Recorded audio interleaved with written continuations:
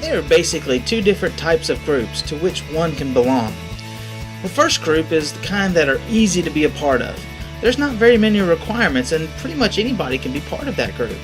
Once you become part of that group, you tend to kind of slack off on your obligations and your duties, and you're just happy to be there when you can. And there's not very much responsibility that goes along with those kinds of groups. You're there, and people come and people go, and it's just it's a fun type of group.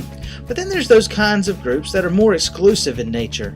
The requirements to get into these groups are a little bit higher, and once you become part of the group, you tend to hold on to that group, and you want to control that group.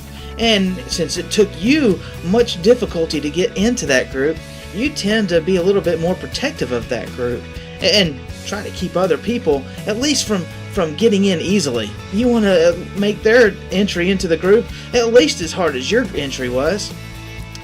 This Sunday, we're going to be talking about a third type of a group. It's a group that's open to all people, but the requirements to get in, they may on the surface seem easy, but if you dig a little deeper, they're actually kind of difficult.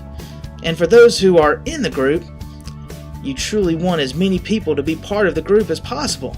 Those who think that they're in the group, well, they want to keep people out when, you know what, they're really not part of the group after all.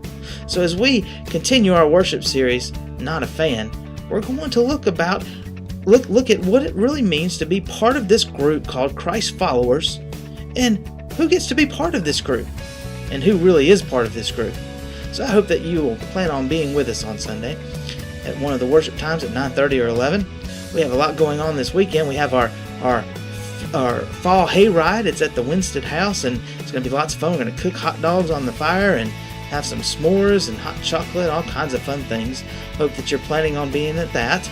And our youth are going on the corn maze hunt on Sunday at 5 o'clock. A lot going on. Hope you have a great weekend.